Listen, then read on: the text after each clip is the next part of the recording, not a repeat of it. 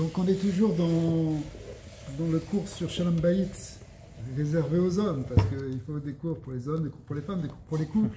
Ça dépend des approches, mais c'est intéressant des fois de voir spécifiquement pour les hommes, parce que c'est quelque chose qui amène les messieurs à travailler sur eux-mêmes de leur côté et à comprendre déjà les responsabilités qu'ils ont vis-à-vis de leurs femmes. Alors, on s'est basé sur une halakha du Rambam qui donne 7 principes de direction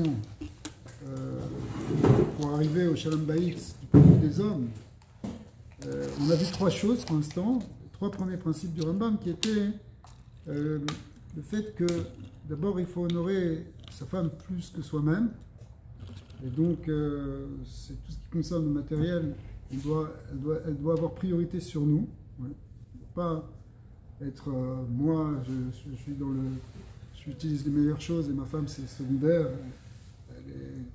Non, c'est pas une seconde zone, la femme, au contraire, elle doit passer en premier, ça doit être comme notre couronne. Et après, on avait vu le deuxième plan qui était le fait qu'au niveau des sentiments, on doit exprimer des sentiments d'affection et d'amour vis-à-vis d'elle. Ça fait partie des obligations de la Torah. Pas, bon, maintenant qu'on est mariés, tout va bien, et de toute façon, ça va, je suis tranquille, je peux compter sur elle, elle ne va pas me quitter, mais je suis froid et je suis sec avec elle, je ne dis pas, non, ça ne marche pas. C'est une mitzvah de la Torah, hein, de lui, ou des chachamim, de lui montrer de l'affection. Troisième chose, on a vu aussi au niveau financier, et ça nous a fait un peu sourire parce qu'on se dit, bon, financier, bien sûr, ma femme, je vais lui faire des cadeaux, qu'elle soit contente, qu'elle ait des bijoux.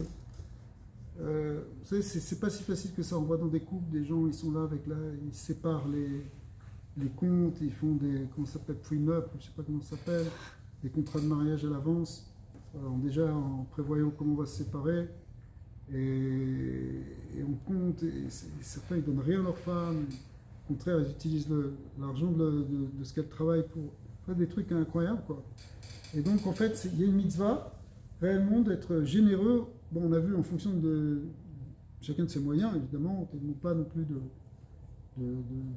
t'endetter outre mesure chacun. Il faut que tout le monde accepte ce que Hachem nous a donné, évidemment.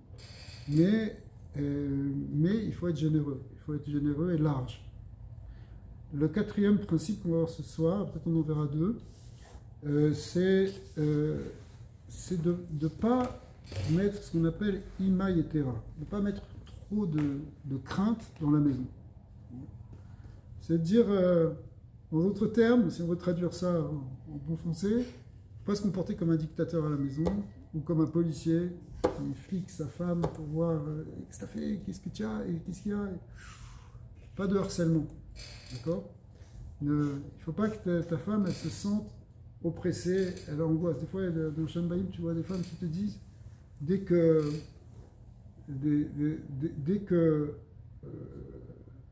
qu'ils rentrent à la maison, je commence à trembler, j'ai des sueurs froides parce que je ne sais pas ce qui va se passer. Il va me faire des reproches, il met une mauvaise ambiance, une ambiance de peur. D'accord ? Alors, il ne faut pas qu'un homme croie que c'est pratique de faire ça parce qu'au moins elle n'ouvre pas sa bouche et elle n'a rien à dire. Au moins, je suis tranquille, j'aurai pas de critique parce que c'est moi le boss ici à la maison et tout le monde doit le savoir et tout doit être au pas.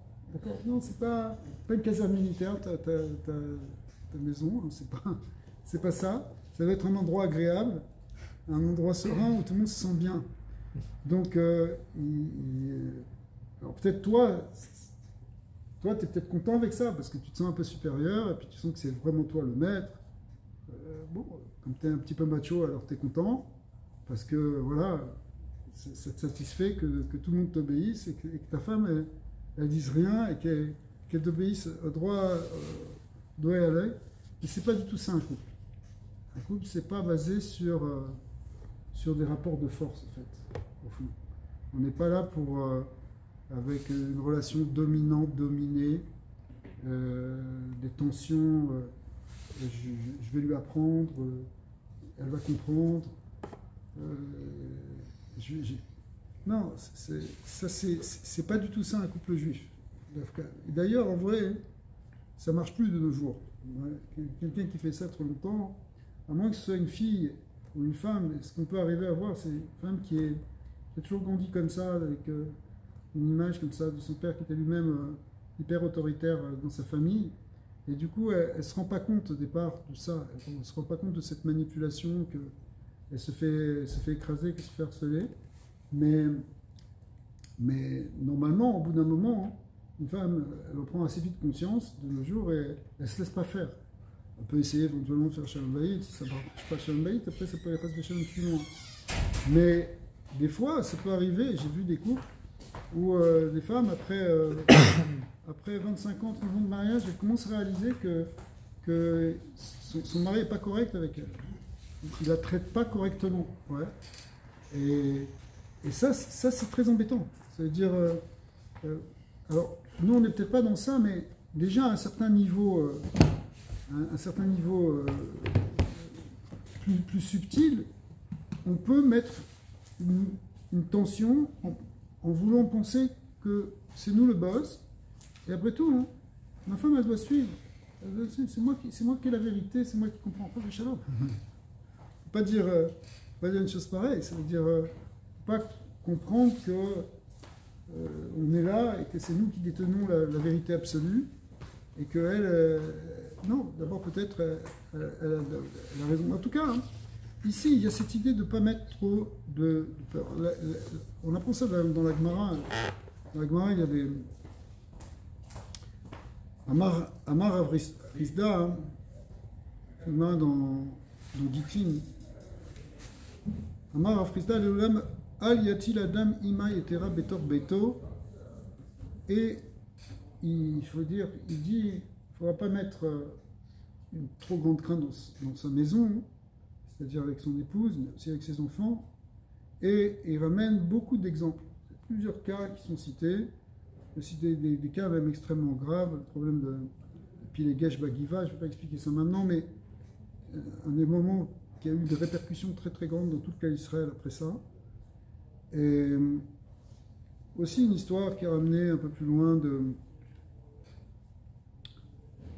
que Rabbi Abaou ramène en disant que donc Rav Rizda, il ramène beaucoup de choses que, par exemple, avant de revenir à Rabbi Abaou, on peut ramener quelques exemples, que même que ramène Rav Rizda, par exemple, le problème de halachot de Nida. Ouais. Donc, qui concerne le couple, une femme, si elle a peur de son mari, elle peut peut-être ne pas lui dire exactement ce qui se passe parce qu'elle a peur qu'il s'énerve. Okay, et donc, le couple risque de transgresser la halachot de Nida, hein, tout simplement parce qu'elle a peur de ses réactions si elle lui dit que bon, elle n'a pas pu aller au mikvé ou quelque chose comme ça. Okay, il peut y avoir aussi des problèmes après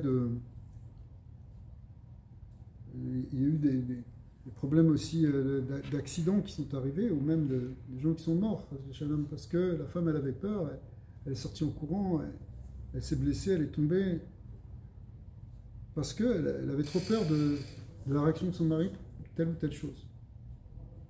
Ça peut être aussi des problèmes de Chilul Shabbat.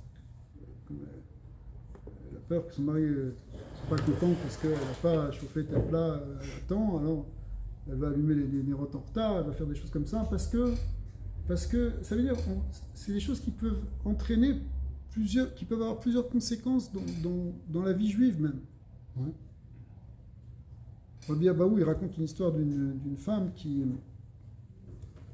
avait eu un problème dans la cuisson d'un plat, et puis du coup,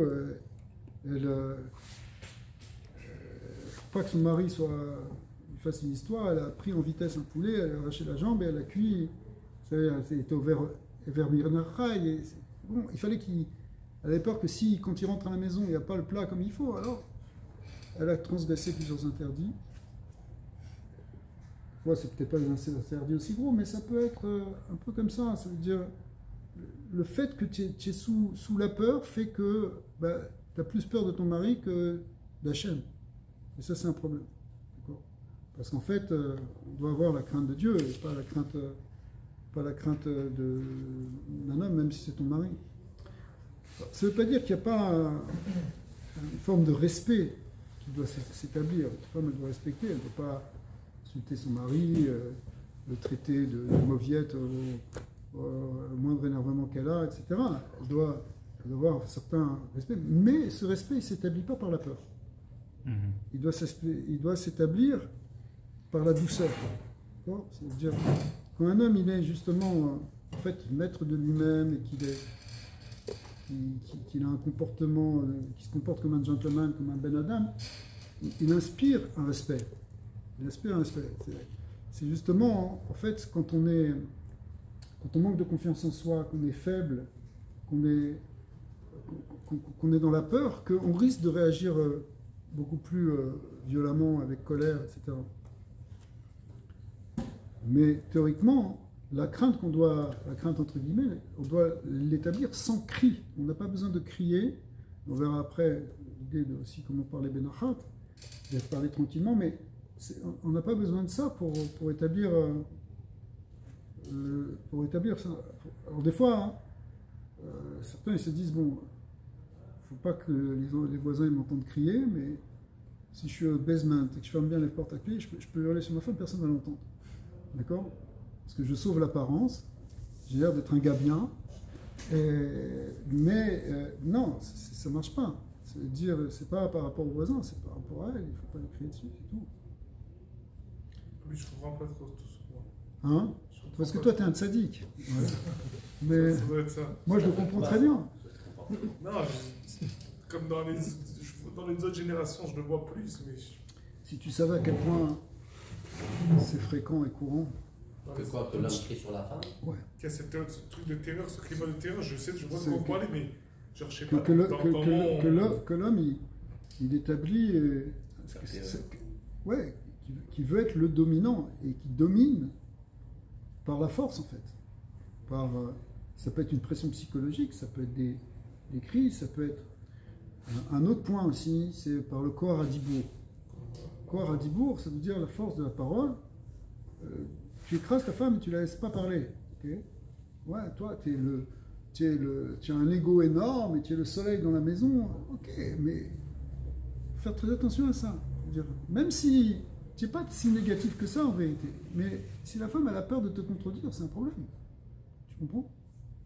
Il faut pas qu'il y ait de peur, il faut qu'elle se sente à l'aise. Qu'elle te respecte, toi tu la respectes évidemment, qu'il y ait du respect, mais pas qu'on se sente que j'ai peur d'une conséquence si je dis quelque chose. D'accord? Ouais. Ah, elle m'a parlé comme ça, bah, tu vas voir ce qu'elle va subir. Elle va lui faire, il y aura des conséquences. D'accord? Non, on n'a pas, on peut pas faire, on peut pas se comporter comme ça.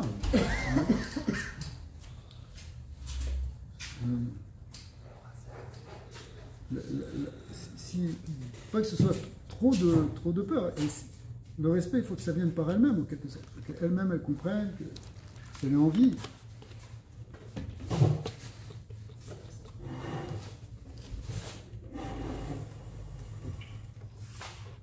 Mais c'est quoi la... Ouais. Quoi? J'essaie de me mettre un peu... C'est quoi bien faire ce point? C'est agir comment? C'est laisser la personne pour parler? C'est rester calme? C'est quoi le... J'essaie de voir parce que ça me... C'est peut-être normal, ça ne peut pas rentrer... Alors, on va aborder peut-être déjà ce soir un peu des règles de communication pour arriver à comprendre ça, mais...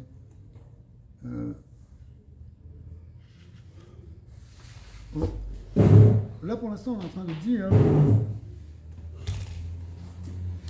On est en train de dire qu'il ne faut pas qu'il y ait trop de peur.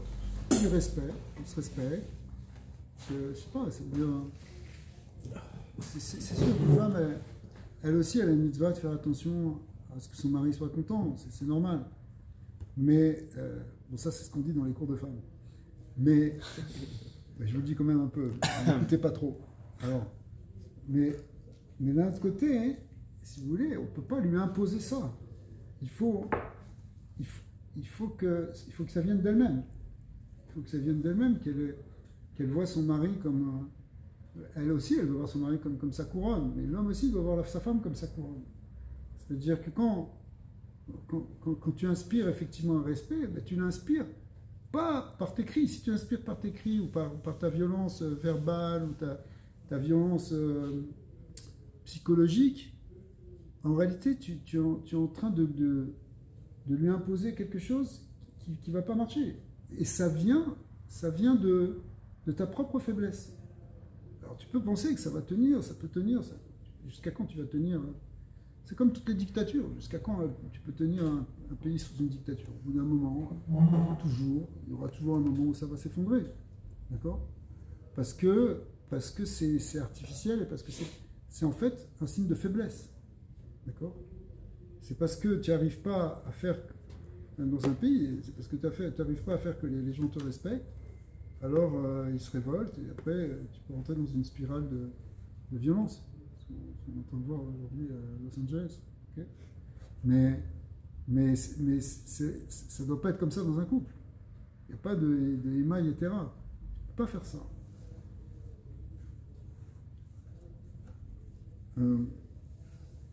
En fait, il y a deux raisons pour lesquelles on veut mettre une image, etc. C'est trop de crainte et trop de peur.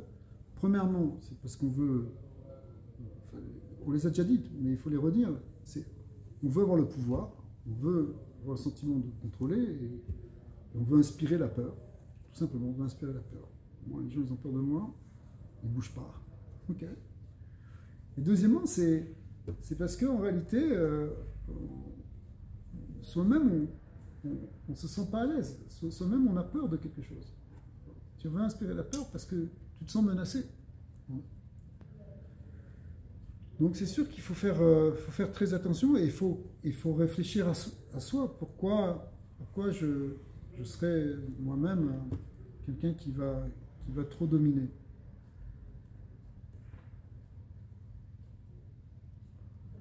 Donc la première chose, c'est si tu cries à ta femme, tu dois te demander est-ce que tu le ferais à ton ami. D'accord? Est-ce qu'avec ton copain, tu serais capable de lui parler comme ça? D'accord? Si tu n'es pas capable de lui parler comme ça à ton ami, alors si tu es capable, c'est aussi un problème. Mais ça veut dire que tu ne dois pas le faire non plus à ta femme. D'accord? Et de quel droit aussi tu peux exploser sur ta femme? Tu t'énerves, tu plaques. Mais au moins, quand tu as bien explosé, tu te dis, c'est maintenant, tout va revenir à l'heure. Tout va revenir à l'ordre. Et peut-être que tu vas réussir ton coup. C'est-à-dire que tu as bien crié, puis plus personne n'ose parler. Mais c'est sûr que c'est pas comme ça qu'il faut faire. C'est des mauvaises solutions.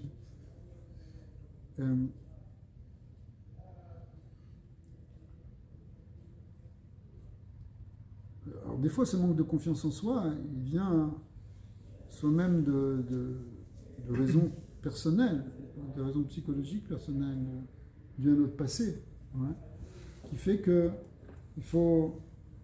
alors, on réagit, on est sur la défensive, et pour mieux se défendre, on passe sur l'offensive, et on attaque, et on veut tout contrôler.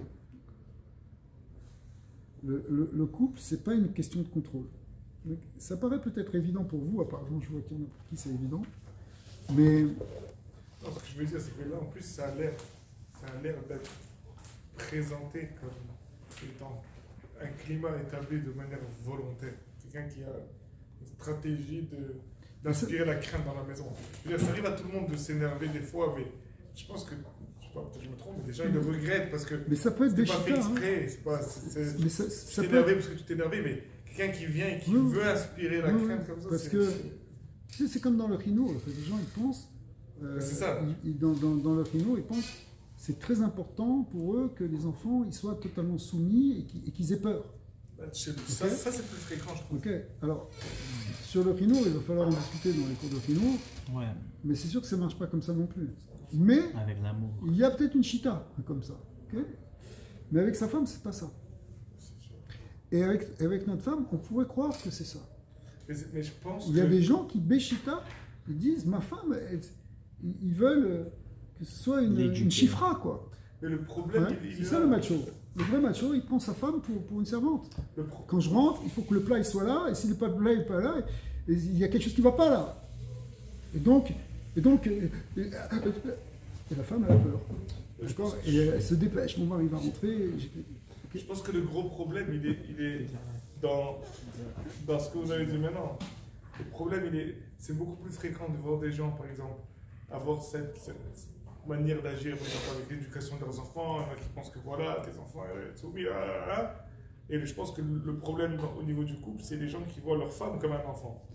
Comme quelqu'un qui est en dessous d'eux et que je dois la gérer, je dois l'éduquer. Voilà, c'est pas comme un égo. D'ailleurs, vous posez la question à beaucoup de gens et tu poses une question, et peut-être une question qui est fausse, mais pose-toi la question, est-ce que tu penses que ta femme est plus intelligente que toi? Si automatiquement ta réponse elle est non, c'est que déjà tu vois les choses mal. 100%. Parce que tu calcules plus vite des mathématiques ou que tu as un meilleur business plan. 100%. Je pense que tu la vois comme un enfant, tu la vois comme plus petite que toi. Tu penses que toi, en tant que Baal Abaït, tu es le chef de famille, alors tout le monde doit t'obéir.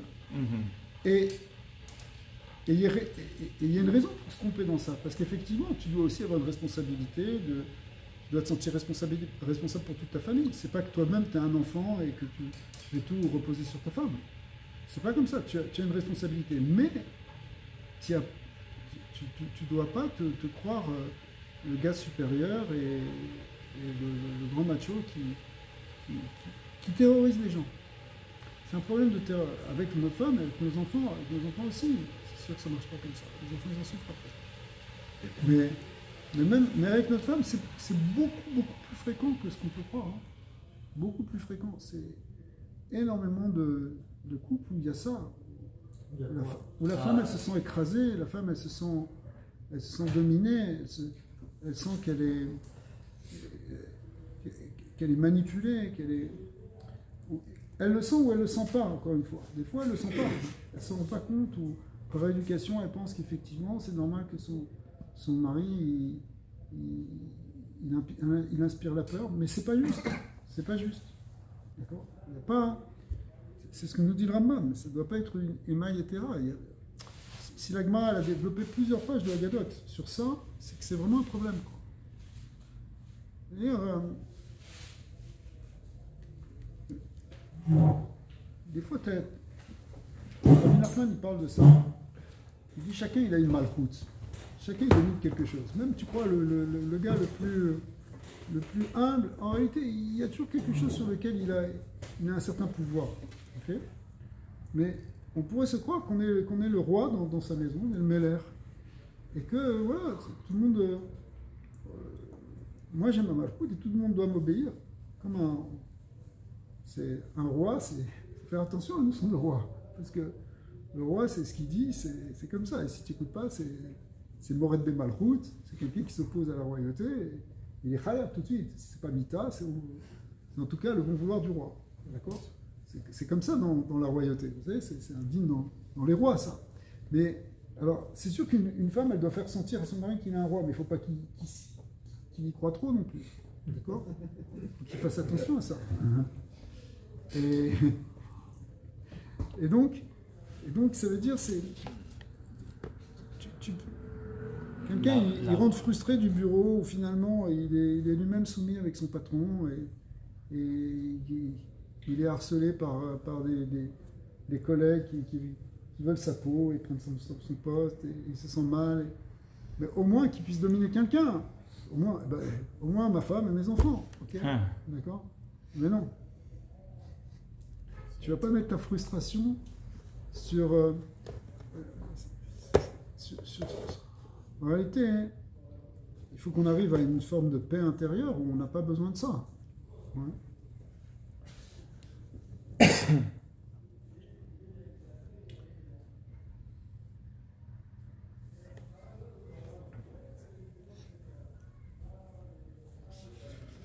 Donc on n'a pas besoin de crier. Alors, cependant, ça ne veut pas dire que l'homme ne doit pas aussi amener une hashkafa, c'est-à-dire une certaine direction morale, et corriger ce qui ne va pas. D'accord? Pas laisser faire n'importe quoi, être complètement laxiste sur nos enfants, etc. Ou même avec notre femme, il faut qu'on arrive à inspirer aussi un roi de Torah. Ouais, mais il faut savoir comment le faire. Ouais. Parce qu'il faut vraiment faire attention de ne pas mettre sa femme et ses enfants dans le même paquet. D'abord, il ne faut pas les mettre dans le même paquet. C'est très intéressant ce que tu dis. Ça veut dire, il ne faut pas, même si on dit les femmes et les enfants d'abord, mais c'est pas le même niveau. Et surtout pas faire sentir à ta femme qu'elle est comme un enfant. Et des fois, tu as des hommes, ils sont là et tu dis, ouais, mais elle-même, elle est gamine, et elle n'est pas. Et puis, machine d'Atankala, après, ils peuvent te ramener des sources pour te dire, bon, les femmes, elles sont peut-être un peu plus légères. Chas v'shalom.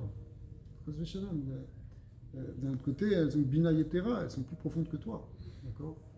Elles ont une compréhension plus en profondeur des choses. Même si, je dis, mais elle ne réfléchit pas selon la logique. Ok?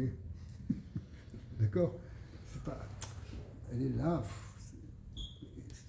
un peu de séchel, un peu de logique. Mais. D'accord? Mais c'est pas vrai. Peut-être qu'elle réfléchit plus émotionnellement, etc. Mais d'un autre côté, ça ne veut pas dire qu'elle est moins profonde que toi. Elle est peut-être beaucoup plus profonde que toi. Elle a un rapport. Même si tu ne le vois pas, même si tu ne le comprends pas. Okay? Mais si tu veux. Ça ne va pas l'aider en tout cas, hein, si toi-même tu veux la diriger comme une petite fille et lui imposer des choses, en tout cas par la force. Quoi. Quand je dis par la force, ça veut dire par la crainte. D'accord? Tu ne peux pas jouer sur la peur. Ouais. Il y a des choses, des fois, tu vas demander à ta femme, ouais. Mais ça sort que comme si tu. C'est pas que tu parles à un enfant, mais elle le reçoit comme si. Ah, tu n'es pas mon père pour me dire ça, par exemple. Par exemple, je donne un exemple. Vas-y. Des gens où ils ont des femmes, où ils veulent sortir le soir avec les copines et ils veulent dire ne rentre pas tard. Qui tu es pour me dire ne rentre pas tard? Je sais que je ne dois pas rentrer avant minuit, des choses comme ça, mais tu ne mets pas de pression, ne me dis rien, par exemple. Tu n'es pas mon père, genre. Ouais. Comment tu gères ça? Le mieux, si tu me demandes un conseil pour ça, c'est de le gérer avec humour. C'est parce que tu dis, j'ai peur que ton carrosse il se retrouve en citrouille si tu rentres un peu trop tard. C'est-à-dire, tu lui sors n'importe quoi, mais c'est sûr que si une femme, elle sent qu'elle veut sa liberté, et qu'elle veut son indépendance, et on est dans un dehors où les femmes, elles ont ça, ça veut dire, on n'est plus comme au 19e siècle, c'est quand même différent. Okay? Donc, il faut établir un dialogue. Et ça, là, tu touches à des problèmes de communication. Et le point de communication, c'est si elle a l'impression que tu veux lui imposer, que tu veux l'enfermer, que tu veux la contrôler, il faut lui expliquer que c'est pas que tu veux la contrôler. C'est plutôt par rapport à ton ressenti. Ça veut dire, par exemple... Je t'inquiète. Ouais, ou peut-être tu as envie aussi qu'elle ne rentre pas trop tard parce que tu as envie d'être un peu avec elle, des choses comme ça. Et peut-être qu'il y a une pointe de jalousie ou une pointe de... Ce qui est normal. Ouais, c'est normal. Ça veut dire, tu vois ta femme qui sort avec des copines et puis toi, tu as l'impression qu'elle ne te parle pas. Il y a un problème. Donc ça, il va falloir en parler au niveau de ton ressenti. Qu'est-ce que toi, tu ressens? Pas en tant que tu lui reproches, mais au niveau de pourquoi tu as envie qu'elle rentre tôt. C'est pourquoi par rapport à toi. D'accord? Et ça, elle va être plus à l'écoute. Ça, c'est une règle générale. Ça veut dire que quand tu parles, essaie de parler de ce que tu ressens toi, pas de ce que l'autre il fait. C'est-à-dire, au lieu de lui faire un reproche, tu fais un reproche. Tu lui dis, voilà ce que moi je ressens dans cette situation. Et si tu ressens une frustration, si tu ressens une inquiétude, tu peux lui dire sans que ce soit un reproche à elle. Tu dis ça, c'est mon ressenti à moi quand tu fais ça. Non, pas, je te le reproche pas, mais voilà ce que ça me fait. Et ça, c'est différent parce qu'à ce moment-là, elle peut avoir une écoute et plutôt que de te dire, t'envoyer promener, dire ouais, mais dis-moi, qu'est-ce que tu veux me contrôler? Et je ne suis pas une gamine. C'est quoi le ressenti? C'est j'aime pas que tu sors tard. Mais pourquoi Pourquoi t'aimes pas problème, pourquoi j'aime pas que tu sors tard? Qu'est-ce qu'il y a derrière ça? Pourquoi tu aimes pas? Je sais pas. C'est ça qu'il faut que tu dises. Il faut que tu dises pourquoi. Il faut que tu dises pourquoi, qu'est-ce que ça fait en toi quand elle rentre tard? Quand tu ne sais pas à quelle heure elle va rentrer. Je sais pas, ça peut être une inquiétude, ça peut être une forme pas de jalousie, c'est un grand mot, mais oui, peut-être. Ça veut dire au sens où pourquoi elle passe plus de temps avec. Moi, j'ai envie qu'elle passe du temps avec moi plutôt qu'avec d'autres gens. Donc, mais si c'est ça que tu ressens, il faut que tu essayes de le dire. Parce que ça pourrait être mieux reçu. Parce que c'est pas un reproche. Encore une fois, c'est pas un reproche que tu lui fais à elle. C'est vrai, si c'est plus une question de chinois, disant voilà, tu as des enfants, tu as des filles et tout, et maintenant tu veux pas montrer ça comme exemple. Alors peut-être, ça il faut en parler. Il faut dire voilà, est-ce que c'est la bonne manière de se comporter? Je sais pas, dans n'importe quel cas, mais est-ce que c'est la bonne manière de se comporter vis-à-vis des enfants? La femme a dit non, je vais aller au cinéma avec mes copines. Et maintenant, tes enfants ils sont à l'école juive. Et on leur dit qu'il ne faut pas qu'ils aient la télé ou un truc comme ça. Donc, est-ce que ça ne va pas poser un problème de conflit au niveau du regard des enfants, de voir que est-ce qu'il n'y a pas un manque de cohérence? Si c'est ça ton problème, il faut en parler. Mais si c'est ton problème, c'est qu'elle ne m'a pas demandé l'autorisation, il faut que tu travailles sur toi. Ouais. Tu comprends? C'est-à-dire, il faut que tu travailles sur toi parce que c'est pas... Tu n'es pas dans le contrôle en réalité. Tu as une personne en face de toi. Tu as un être humain qui est indépendant, qui a aussi un libre arbitre, qui a des responsabilités, qui a des mitzvot, qui a des interdits, etc. comme toi. Mais qui est un être humain qui est doté du libre arbitre. Donc tu ne peux pas... Un esclave, si vous voulez, il n'a pas de libre arbitre. C'est pas un esclave. C'est quelqu'un à qui tu dis, fais ça, il le fait qu'il ait envie ou pas. Okay? Il sort ça, il le fait.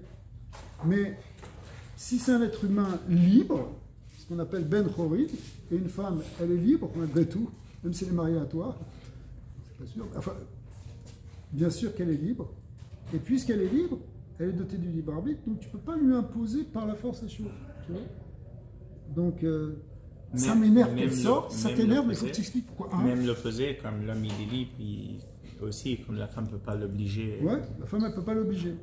Mais en même temps, les deux. En même temps, elle peut lui faire comprendre qu'il a des responsabilités. Exact, vice-versa. Elle peut lui faire comprendre que s'il sort tous les soirs avec ses copains et qu'il va boire des verres, etc., et qu'elle est là, et que toute la journée à s'occuper des gosses, et que le soir, la personne à qui parler, qu'elle se sent seule, qu'elle se sent malheureuse, et qu'elle se sent délaissée, il faut qu'elle le dise. Exact. D'accord. Mais comme vous avez dit, il faut exprimer la raison derrière, pas juste dire je veux pas que tu fais ça. Ça c'est les règles de communication. Il faut parler. Pour le Shalom Bayit, il y a besoin de communiquer. C'est très important. Absolument. C'est la clé. D'ailleurs, dans toutes les relations humaines, c'est un problème de communication. Okay. On voit bien, quand on communique mal ou qu'on ne communique pas, on peut arriver à des impasses. Voilà. Mais avec ta femme, c'est fondamental. C'est la première chose avec ta vie. Alors, tu vois l'idée, quoi. Oui, je sais que c'est peut-être un cours en tant que tel, ça.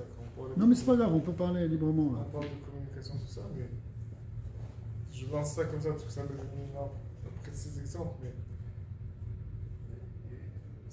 dans n'importe quelle relation, surtout, je trouve, dans un couple, il y a un côté aussi compromis qui doit être fait, parce qu'il n'y a pas que toi, il y a un autre. Et je veux dire, c'est où la ligne entre, même si tu exprimes ton ressenti, je comprends, et des fois, comment dire, avale la pilule, et non, ce soir il passe, tu laisses passer une bonne soirée, et tu verras la prochaine fois. C'est-à-dire, à chaque fois ton ressenti, okay, je comprends que tu ressens ça, mais à la fin. Tu n'es pas obligé de la reprendre sur chaque chose qui ne te plaît pas. Exact. Et tu as dit le très bon mot, le mot de compromis, le mot shalom, si on réfléchit bien, le mot shalom, il inclut, s'il n'est pas équivalent, au mot compromis. 100%. Parce que, donc, dès que tu te maries, en réalité, tu vas compromettre ton ego. Ça veut dire, c'est ça le commitment, ça veut dire tu vas prendre une partie de ton ego que tu vas sacrifier pour le couple. Et c'est pas mauvais parce que ça te fait du bien en vrai. Parce que justement ton ego c'est ton ami. Donc quand tu arrives effectivement, si ta femme, elle te crie dessus, on va prendre un cas comme ça, normalement elle ne devrait pas te crier dessus, mais elle le fait. Okay. Bah écoute, tu as plusieurs manières de réagir. Soit tu vas monter sur tes grands chevaux et tu vas essayer de crier plus fort qu'elle pour justement rétablir l'autorité qui a été si bafouée d'un coup. D'accord? Ou bien, tu as d'autres démarches. Hein. C'est idem veshtok, tu te tais, tu écoutes et tu prends sur toi et tu réponds pas. Et ça va te faire grandir et ça va être une porte ouverte pour le shalom.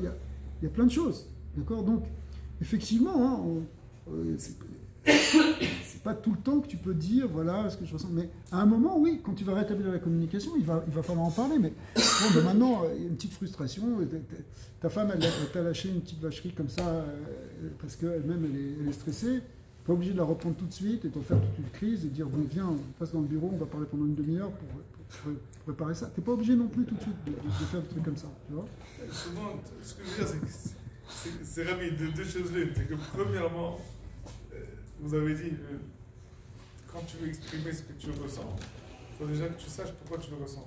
Peut-être c'est juste ton ego, peut-être c'est juste ton désir de contrôler qui fait que tu sens que tu n'es pas en contrôle de ta femme et que sa voix. Ah si c'est ça, c'est toi qui as un problème, il n'y a rien à dire, c'est toi qui travailles sur toi. Ça c'est un. Et deuxièmement, il y a un point où, je sais pas, juste ça passe. Ouais. Et ça passe. Juste... Il faut être hafif. Ça s'appelle. Il faut laisser les choses passer de temps en temps. Et on dirait souvent que le moment de parler, c'est pas sur le moment. Non, exactement. Pas un bon moment. Exactement. Dans le moment du regret, dans le moment de la colère, il faut se taire, il faut attendre. Exact. Et à froid, on va en parler plus tranquillement. Parce que sinon, c'est faussé, parce qu'on est dans la colère, donc on ne voit pas les choses justes. Et donc on ne peut pas entendre l'autre, etc. La majorité des problèmes, ça vient des petites choses. Ouais. Ça vient des petites choses, des bêtises qui se transforment. Ouais. La majorité du temps. Ouais. Alors il faut juste laisser passer des fois les choses. Quand c'est comme ça, ouais. Comme pour nous et pour la femme. Je sais pas, il y a un côté aussi où personne n'est parfait. Et c'est différent d'aborder une chose qui arrive une fois ou rarement. Je sais pas, c'est une journée où ta femme était très stressée, elle t'a mal parlé. Mais si jamais elle te parle mal, c'est juste une mauvaise journée. Tu n'as pas besoin d'aborder ça. Mais tu trouves quand c'est une tendance, je sais pas, voilà. Si ça te dérange que ta femme elle sort tard et tous les samedis soirs elle sort tard et elle te plante, je comprends que c'est autre chose à parler. C'est autre chose, c'est différent. Il y a des moments, il y a des périodes. C'est différent, bien sûr. Et le fait que la des fois, balance. le fait que des fois tu reprends pas tu la reprends pas quand elle a une bêtise, elle comprend par elle-même aussi des fois. Et elle est reconnaissante et même elle va s'excuser. Excuse-moi, je voulais pas dire ça. Tu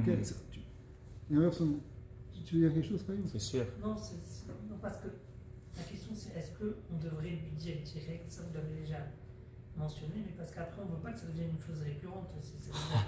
Non, qu'une habitude s'installe. Ouais. Parce que. Alors, c'est vrai que si tu veux. Ça dépend. Il ne faut pas qu'il n'y ait pas de ima, il ne faut pas qu'il n'y ait pas de respect. Il faut qu'il y ait un respect et il faut qu'il y ait. Oui, vraiment que la femme elle respecte son mari et son mari respecte. Mais la base du respect, c'est pas l'idée de soumission et d'obéissance. La base du respect, c'est la crainte de faire de la peine à l'autre. C'est la crainte d'abîmer l'autre, entre guillemets. D'ailleurs, la base de la hirat shamaïm, la crainte du ciel, la crainte de la chaîne, c'est hirat orbemout, c'est la peur d'endommager quelque chose dans le monde d'Hachem. Faire quelque chose qui va endommager, pas Hachem, mais en tout cas sa manifestation. Donc, c'est un peu la même chose avec une femme vis-à-vis de son mari ou un mari vis-à-vis de sa femme aussi. Ou même vis-à-vis de ses enfants. C'est-à-dire qu'un enfant, tu dois le voir comme une neshama que Dieu t'a confiée et tu ne dois pas l'abîmer. Donc, tu dois avoir une crainte aussi de mal faire avec ton enfant. Donc, ça, c'est la base, si vous voulez, de la crainte qu'il faut établir. Et la crainte qu'une femme doit avoir vis-à-vis de son mari, elle est basée au fond là-dessus. Elle va penser, mon mari, qui s'épanouit, qui se réalise, c'est vrai qu'il s'appelle le Baal Habayit, donc il va avoir une certaine autorité. Mais l'autorité, c'est très subtil, il ne faut pas en abuser. C'est comme un rave. Tu prends un rabbin, il ne va pas mettre une peur dans sa synagogue, dans sa choule, pour que les gens ils tremblent et qu'ils lui obéissent et qu'ils le voient comme le prince de Shalom. C'est pas ça le but. Même le but d'un Beddin, c'est pas ça. Même s'il crée une certaine ima, il doit exprimer une certaine autorité. Mais donc l'autorité du mari vis-à-vis de sa femme, elle est très fine, elle est très délicate. Elle ne doit pas être en tout cas basée sur la peur, sur la brutalité et la peur. Donc, mais d'une certaine manière, la femme, elle va regarder son mari comme son rave. C'est-à-dire, si mon mari dit que c'est comme ça la halakha, elle va l'écouter. Ça ne veut pas dire qu'elle ne va pas discuter ou dire viens, on appelle le rabbin. Pourquoi pas? C'est pas ça, mais ça veut dire c'est lui qui va quand même donner la direction dans la maison. C'est bon que ce soit comme ça. Mais ça ne doit pas être basé encore une fois, sur de la peur. Quoi. Hein? Donc c'est sûr qu'il y a le rôle de l'homme et le rôle de la femme. C'est un rôle différent. Chacun il a sa place, chacun a une responsabilité spirituelle, pas simplement matérielle au niveau de la répartition des tâches, mais même au niveau spirituel, chacun il amène quelque chose. Et le mari, il amène effectivement, c'est lui qui est à la tête du bateau. Mais attention, comment tu fais, tu comprends? C'est ça toute l'idée. Et surtout, en tout cas, ça ne doit pas être avec trop de peur. On retourne toujours sur cette idée-là. Alors, on peut peut-être passer au 5e principe que dit le Rambam, qui est un peu lié avec celui-là. En fait, ça va avoir des connexions, qui est Dibour Benachat. Il faut parler en douceur. Donc on a vu déjà un peu précédemment que ça ne doit pas y avoir des cris et des hurlements, parce que ça c'était pour mettre de peur, mais c'est pas simplement ça. Parler Benachat, c'est pas ça. En fait, ça c'était dans le klal précédent, pas crier. Donc parler Benachat tranquillement, c'est aussi la manière de communiquer, la manière de parler doucement aussi au niveau du rythme des paroles. C'était là, oula, je vais faire péter un plomb là, tu comprends? Ça veut dire, il faut que la personne se sente bien, qu'elle se sente à l'aise, il faut trouver le bon canal de communication, le bon tune pour arriver à syntoniser avec elle et pas lui mettre du stress. Ouais.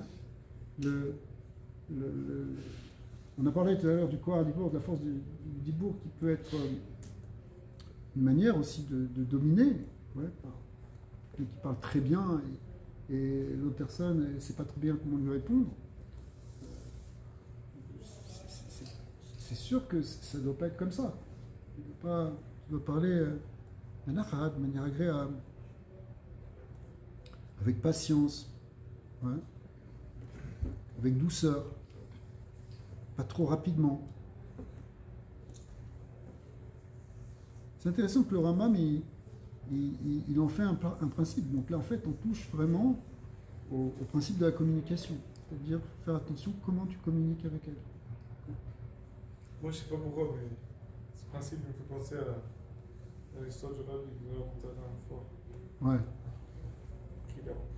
Le rabbi. Il n'appelait pas sa femme par son nom. Le rabbi, on ne sait pas comment il appelait sa femme par son nom, parce qu'à chaque fois qu'il lui parlait, il était proche d'elle. Il n'appelait pas de loin en appelant sa femme. Parce que ça rejoint le point précédent, c'est un petit peu. Oui, ça manque de respect. Ça manque de respect. On le fait pas comme ça, on le fait tout le temps. Mais tu es dans une chambre et tu cries pour appeler ta femme. Tout le temps. Mais tu vois, par exemple, avec un ami, tu vas pas te permettre de faire des choses comme dans le club précédent, de faire trop de crainte et de faire des reproches, et de crier, de hurler, etc. Tu vas pas faire ça. Okay, tu risques de le faire avec ta femme, mais avec ton ami, tu vas pas le faire. Mais par contre, ici, c'est un peu le contraire. C'est-à-dire, avec ton copain, tu peux parler beaucoup plus, on va dire, de manière masculine. Ouais. De manière plus virile, ouais, on se parle comme ça. De toute façon, il sait, c'est notre manière de communiquer, on est très bien avec ça. Avec ta femme, non. Même si ta femme, elle te dit rien, mais si tu lui parles comme à ton copain, en lui criant, tu vois, en lui parlant durement. On voit, c'est pas bon, c'est une femme, donc il faut lui parler en douceur. Akadosh beaucoup lui-même, quand il a donné la Torah, alors il a d'abord à Béné Israël, il a parlé au Béné Israël, mais les bêtes Yaakov, aux femmes, il aura parlé avec le lachon Amira. Il y a Vaïdaber et Vaïomer.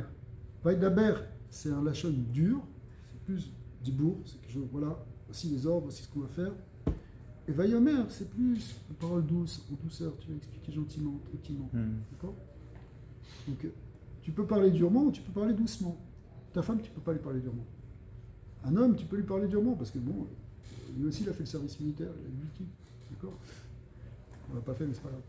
Mais il a fait les yeshivas, il a fait les 400 coups, il a fait ce que tu veux, donc il sait parler durement. Mais une femme, parce qu'elle est féminine, parce que c'est une femme, tu dois lui parler doucement. Et ça, tu peux l'oublier, parce que tu penses que ta femme, c'est ton copain, tu penses que ta femme, c'est ta chavruta. Non. Écoute, mes copains, quand je leur parle comme ça, oui, mais elle est sensible. Même si tu ne le vois pas, elle a une sensibilité féminine. Et donc, la manière dont tu vas communiquer, ça doit prendre en considération le fait qu'elle est féminine. Une femme. Ouais. Alors, ça a plein d'avantages de faire ça. Parce que tu crées d'abord une ambiance bonne dans la maison, quand tu parles doucement et gentiment. Tu crées une maison avec une ambiance de nachat, justement. Parce que toi, tu lui parles de nachat, avec sérénité, avec douceur. Dans la maison, ça va être une ambiance de nachat. Même si on ne parle pas des hurlements dont on parlait tout à l'heure, mais que tu parles du hurlement, etc., même si ce n'est pas pour mettre trop de crainte, mais ce n'est pas une bonne ambiance. Ce n'est pas une ambiance agréable. D'accord.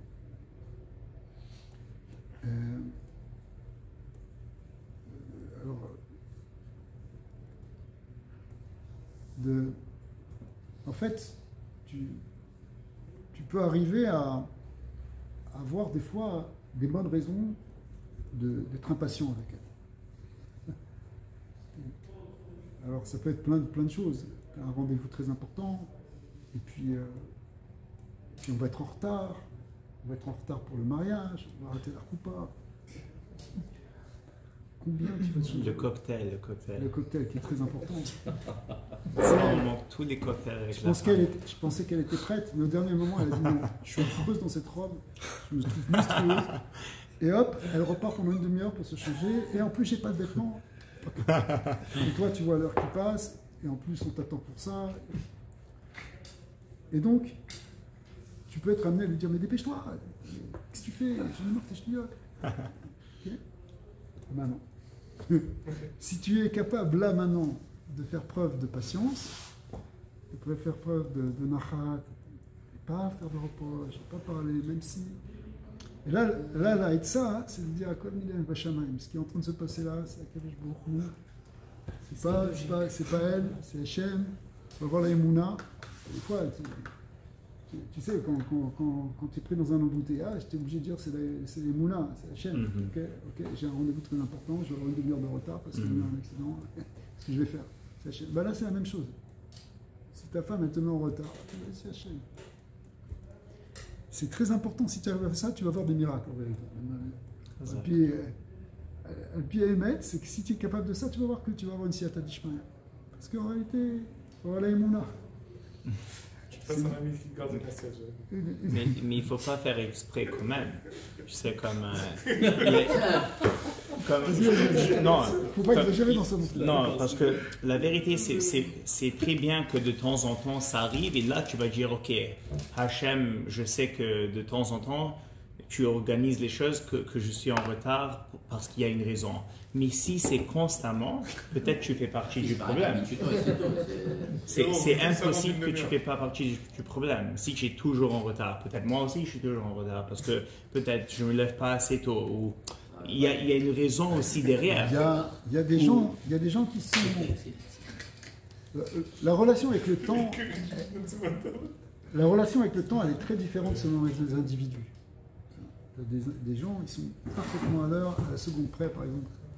Pour le shiur du lundi soir, 10 personnes qui sont parfaitement à l'heure. Mais, je plaisante. Mais ça veut dire, des fois, on est parfaitement à l'heure. Il y a des gens qui sont parfaitement à l'heure, qui font très attention, et leur montrent, et tout est calculé, ils savent exactement. Je connais quelqu'un, cette fille-là, c'est 7h30. À 7h30, 00, il commence au double. D'accord? Non, à droite, il n'y a rien. Et là, il a préparé tout à l'avance, il a fait tout son CDR, mais ça va commencer à cette heure-là, et tout est calculé dans sa journée. Et tu as des gens, ils ne sont pas cholettes sur le temps, ils n'ont pas de pouvoir sur le temps, ils n'arrivent pas à contrôler leur temps. Ils sont, comme tu dis, en retard, ils sont des malaminazman, ils ne se rendent pas compte. Et c'est un problème, peut-être. Peut-être un problème de trop à l'heure aussi, je ne sais pas. Mais en tout cas, c'est un problème. C'est pas un problème de trop à l'heure, c'est très bien, à condition que ce soit fait avec souplesse, sans crispation, et justement sans se crisper parce que l'autre n'est pas au même niveau que toi par rapport au temps. Donc, c'est classique. Et tu peux en parler avec la personne, tu peux l'amener à travailler là-dessus. Mais dans tous les cas, toi, tu vas devoir travailler ta patience. C'est-à-dire, tu n'as pas le choix. Ta femme, elle n'est pas à l'heure, et elle est tout le temps en retard. Eh bien, tu peux l'aider tranquillement et essayer de trouver des solutions pour améliorer ça, parler gentiment, etc. Mais toi, tu dois faire patience parce qu'il y a quelques jours, il a voulu que tu sois marié avec une femme qui est en retard. C'est embêtant si tu dois prendre l'avion, ouais, et que dans des moments, elle n'est toujours pas prête. Ça peut poser quelques problèmes, mais il faut que tu trouves des solutions. Tu peux trouver des solutions. C'est pas si évident que ça. Le problème du temps, tout le monde n'a pas la même horloge intérieure et tout le monde n'est pas yéké. D'accord? Il y a aussi des khabat. Ça veut dire, il y a plusieurs types de relations au temps et c'est pas évident. Il y a des gens qui font ce qu'on appelle la procrastination. C'est quoi procrastiner?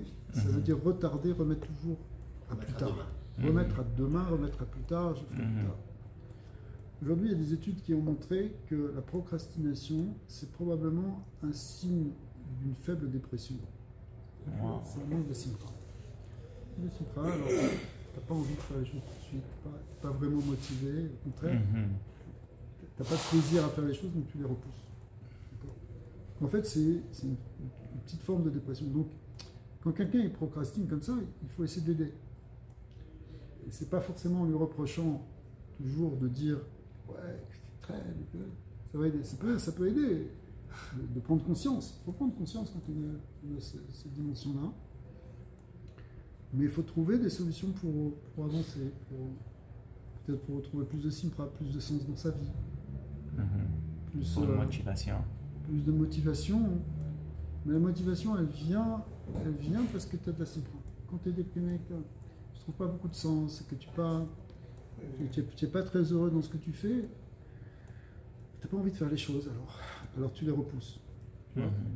Donc si une femme, elle est comme ça, ou si un homme, il est comme ça, il faut comprendre quelle est la nature du problème aussi. Ça va aider. Pourquoi? Il faut comprendre quoi? La nature du problème. Pourquoi elle est comme ça? Oui, des fois c'est même plus simple. C'est que tu as les yeux fermés. Quoi. Toi, tu es venu, tu as pris ta douche, tu as mis ton costume, tu attends, mais il fallait préparer les enfants pour partir pour la BBC, c'est ceux qui ont mangé. Alors, ça aussi, c'est aussi, tu lui reproches, mais tu lui reproches parce que toi, tu arrives comme un beau gosse et tout ça, tu as 100% raison. Tu vois pas que techniquement, elle pouvait pas faire avant. D'accord? Ça, c'est clair, c'est classique. Le matin, tu vas amener tes enfants. Toi, tu sors de la tuila à 8h10. Tu dois être à 8h15 à la maison pour les amener à 8h30 pile. Et si c'est pas 8h30, tu attends encore que la direction d'école, ils vont encore t'appeler et te faire la boucha. Mais quand tu arrives à 8h15, les gosses, ils n'ont pas encore mis leurs chaussures. Et l'autre, son lunch, il est encore à moitié prêt. Mais la pauvre, elle se débrouille. Elle a 4 ou 5, elle les gère. Donc, il faut que tu sois Rahman et que tu sois patient. Tu es obligé. Tu comprends? Pourtant, toi, tu t'es dépêché, tu as prié, Béméiroute, avec rapidité, pour sortir, tac, tac. et tu sais que tu as avalé ton croissant en 2 secondes dans ta voiture parce que tu ne veux pas perdre de temps. Et elle, finalement, tu es obligé d'attendre 10 minutes ou un quart d'heure ou de monter à la maison pour l'aider. Donc, et en plus, ça te retarde pour ton boulot, etc. Donc, c'est horrible. Ok? C'est horrible, mais c'est ça la vie. Il ne faut pas en faire un plat, il faut pas s'énerver pour ça. Ça fait partie des choses. Probablement pas mieux fait. Hein? Tu aurais probablement pas mieux fait que ça. Tu n'aurais pas mieux fait, exactement. Dis-toi que tu aurais été pire. Ah, mais moi j'étais à l'heure, je me suis levé, j'ai mis mon réveil, je suis parti à la choule, etc. Justement pour être à l'heure, je me suis levé un quart d'heure plus tôt, etc. J'aurais préféré aller au deuxième minyan. J'aurais été moins fatigué. Mais non, tu as des enfants, tu dois faire avec. Tu comprends? Donc ça, c'est des petites choses où tu ne dois pas t'énerver avec ta femme sur ça. D'accord? Et en plus, peut-être qu'elle a mal dormi. C'est vrai qu'elle aurait peut-être pu se lever plus tôt, mais n'oublie pas qu'elle a un bébé et qu'elle s'est réveillée 3 fois pendant la nuit pour l'allaiter. Donc, tu comprends? Ça, c'est des petites choses qu'on vit au quotidien. Et si on veut changer le Shambaït, il faut pas faire des reproches pour ça. En tout cas, il ne faut pas s'énerver. Oui, est-ce qu'on a le droit de ne pas dire la vérité pour le shalom? Ça veut dire... Alors, les Chazal, ils disent oui, sur certaines choses, pour le Shambaït, on peut ne pas tout dire, ça dépend de quoi, il faut faire attention. Ça veut dire que j'ai 2 exemples. La femme ou l'homme qui est toujours en retard, et le restaurant c'est à 9h30, le mariage. J'ai le droit de lui dire c'est à 9h. Est-ce que ça peut être? Est-ce que c'est une J'ai déjà fait ça plusieurs fois. beaucoup de gens Mais ça marche. Ça marche. Écoute, ouais, ça veut dire, bon, c'est sûr qu'il faut faire attention. Ça veut dire, te demande pas d'être non plus un manipulateur, mais effectivement, tu peux présenter les choses sous un certain angle pour améliorer les choses. Pour améliorer. Et là, le deuxième exemple, c'est le classique. C'est si la femme aime quelque chose dans la vie, elle te dit que c'est beau, on doit dire oui, est-ce qu'on dit la vérité? Très bonne question. Si tu es pressé pour le cocktail, oui. Exact. Est-ce que je lui dis oui pour lui faire plaisir ou est-ce que je lui dis non parce que je veux pas qu'à mes yeux. Ben, il y a une façon de dire oui et une façon de dire non. Oui, il faut dire. Moi, ma femme, elle me Si tu lui dis non, c'est dégueulasse, ou tu lui dis non, je préfère cette robe parce qu'elle est plus belle, ou il y a une façon de dire non. Non. C'est sûr que si tu vas à la fashion, tu ne lui dis pas ça. il Tu faut la lui connaître dis que aussi. c'est beau, que c'est bien. Donc si elle est toute contente de mettre. C'est comme on avait vu dans un cours précédent, Pour la manger. femme qui avait ramené Exact. un tableau affreux avec un pot de fleurs tout tordu, et lui dit ouais, c'est très beau. C'est pas beau, il a envie de vomir quand il voit ça, mais pour lui faire plaisir, parce que lui, il voit qu'elle est contente. Alors il va dire oui, c'est beau, parce qu'en fin de compte, tu sais dire beau, pas beau, c'est très relatif, c'est très subjectif. Donc si elle, ça lui fait plaisir, tu dis ok, c'est beau. Qu'est-ce qu'il y a? Même si tu veux, c'est pas un vrai mensonge si tu veux, c'est beau à tes yeux, donc c'est beau pour moi. Si c'est beau à tes yeux, c'est beau pour moi, même si c'est pas, même dans l'absolu, tu n'aurais pas acheté une robe comme ça, mais c'est pas grave, tu comprends?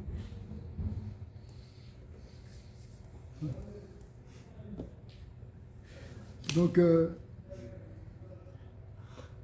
alors, quand on parle, en fait, en douceur, on obtient beaucoup plus de choses que quand on parle avec dureté. Parce qu'une femme, elle va être beaucoup plus sensible, d'abord parce que tu es dans son canal de communication, qui est la douceur normalement, même si tu vois une femme qui des fois crie et s'énerve, mais une femme, comme on a dit, elle a une sensibilité féminine, donc si tu la mets à l'aise avec ça, qu'elle se sent bien, au contraire, elle va être beaucoup plus ouverte, elle va être... Donc finalement, même toi, entre guillemets, tu vas gagner si tu lui as parlé doucement, tu comprends? Et en tout cas, ce que tu vas gagner, c'est que tu vas gagner une bonne ambiance dans la maison, ce qui est quand même fondamental, et c'est fondamental aussi pour faire grandir les enfants, qui est une ambiance agréable.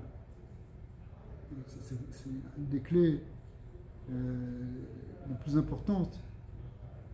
Bon, alors, des fois c'est difficile parce que toi tu viens avec ta pression extérieure et comme on a dit tout à l'heure du boulot où ça ne se passe pas bien, tu as tes stress pour la parnassa, tu as des angoisses, et ça va se passer.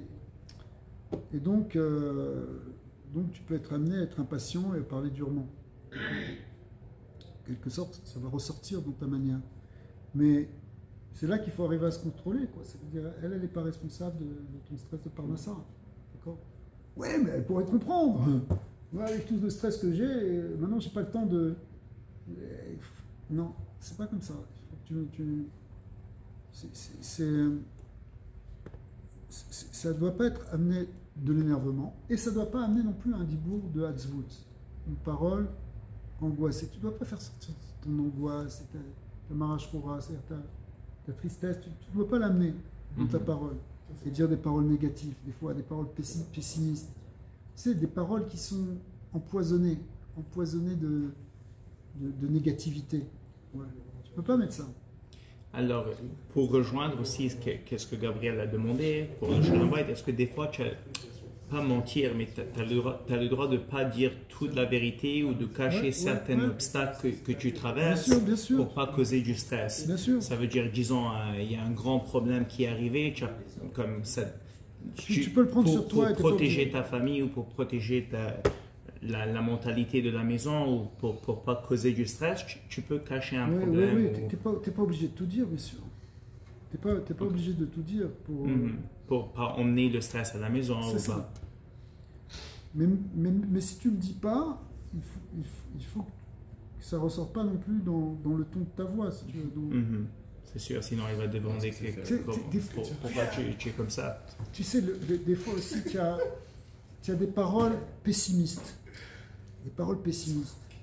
Tu vois tout en noir et tu fais des tableaux négatifs et tu amènes une vision angoissante. Tu n'as rien stressé ta femme, tu n'as rien que tu lui as fait peur. Tu as gagné quelque chose. Non. Même si toi tu es angoissé, n'amène pas du pessimisme. D'abord, premièrement, on ne doit pas être pessimiste, on doit être optimiste. Ça fait partie de la Torah, il faut voir les choses avec Emouna, que la Kadosh Baruch Hu, il nous prépare un bien, qu'il n'est pas contre nous, qu'il ne veut pas notre mal. Il faut avoir déjà cette base déjà de Emouna et la transmettre autour de nous. Mais des fois, on est pris par ce poison-là de la négativité. Et ça ressort, c'est vraiment un venin qui est dans notre parole à ce moment-là. Comme si notre parole elle est rendue impure, tamée par le venin du serpent qui fait qu'on voit les choses mal, on dit les choses négatives, on dit des choses attristantes, déprimantes, tout ça. C'est très très important, il faut faire attention. Ça fait partie du Shalom Bayit de ne pas dire des choses déprimantes. Encore une fois, on peut avoir nous-mêmes tendance à la dépression parce qu'on est triste, parce qu'on a des raisons, même psychologiques, des fois même de notre enfance qui ressortent, etc. Mais il faut apprendre à travailler là-dessus. S'il faut faire une thérapie, Des fois, en Shalom Bayit, on demande à un des deux de voir un thérapeute pour qu'il règle son problème avec lui-même, son propre trauma, son propre stress. Mais parce que sinon, ça va avoir un impact majeur dans la relation. Alors, même quand ça ne va pas, théoriquement, il faut arriver à gérer pour ne pas amener ça. Une autre chose encore, on va pas tarder à arrêter, mais par exemple, même quand on en a un peu parlé tout à l'heure, même quand ta femme elle est en colère, il faut être capable de répondre en douceur. Si tu es capable de faire ça, tu as tout gagné. Tu décroches le gros lot. Ta femme est en colère, ta femme elle s'énerve contre toi, elle te crie, et toi tu réponds en douceur, et tu ne montes pas au créneau, tu ne commences pas à sortir, montrer que tu es plus fort dans les insultes, etc. Au contraire, tu réponds benachat, tu vas dégonfler les affaires, tu vas défaire la tension. Pour faire une blague. Et après, alors les blagues, il faut faire attention comment tu fais ta blague, parce que si la blague elle est sur la femme, c'est pire. Il faut faire, l'humour c'est très bon. Ça marche pas. Non, l'humour c'est très bon. L'humour c'est très très bon pour enlever. C'est une très bonne chose pour rétablir. Pour enlever la tracer tension. Voilà, pour enlever la tension. Tracer la colère. À condition que la femme elle prenne pas la blague comme une attaque. Parce que des fois c'est comme ça. C'est une blague tu fais une blague sur sa robe, ça va pas marcher. Par contre, tu comprends. Bon, mais ça il faut apprendre à gérer ça. Donc, aussi, il y a une chose qui est très importante, c'est marqué, les Chachamim disent que il faut, quand tu sors de la maison, il faut lui dire où tu vas, pas partir dire Shalom Bayit. C'est très frustrant pour une femme. D'ailleurs, c'est frustrant pour un mari aussi, si ta femme a fait la même chose. Et quand tu reviens, il faut lui dire d'où tu viens, qu'est-ce que tu as fait. D'accord? Pas Stam, je débarque. Ah, ça va, bon, Hachem, je fais le boulot, je viens de ça. Non, tu n'es pas obligé d'entrer trop dans les détails, forcément. Mais il y a une yann de savoir qu'on est connecté. C'est pas tu t'en vas, tu reviens, on est deux étrangers, je sais pas qu'est-ce que tu as fait, je sais pas où tu es. Non, on est dans une connexion. Le shalom, c'est une connexion. D'accord? Donc, et ça se passe en parlant, en le disant. D'accord? En disant tranquillement, mais en disant.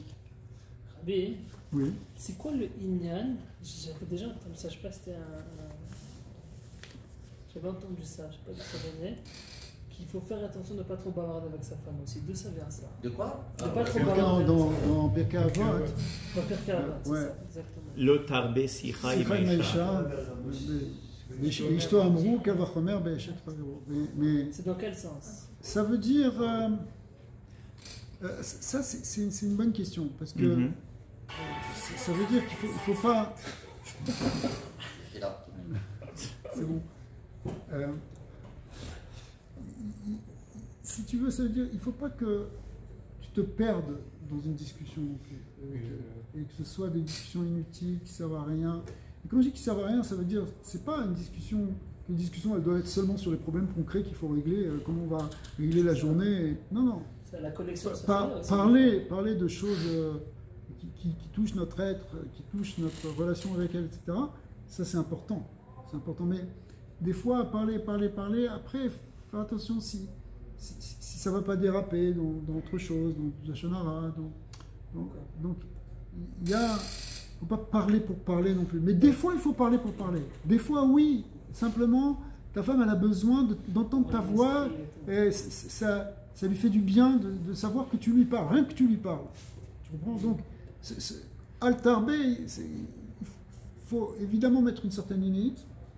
Et surtout, c'est aussi dans la légèreté de la parole. Et puis, aussi, il y a différents types de paroles. Certaines qu'on a le droit de dire, certaines qu'on n'a pas le droit de dire, qu'on n'a jamais le droit de dire, d'autres qu'on a le droit de dire dans certaines périodes, etc. Donc, il faut faire...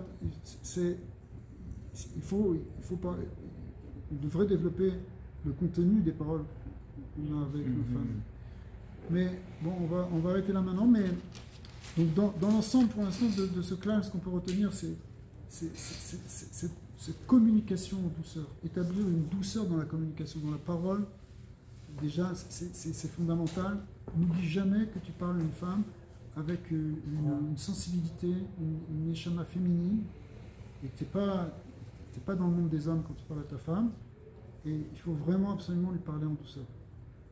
Qu'on arrive à parler en douceur à nos femmes, et qu'on arrive à faire shalom bayit à l'amitié des hommes. Amen, amen.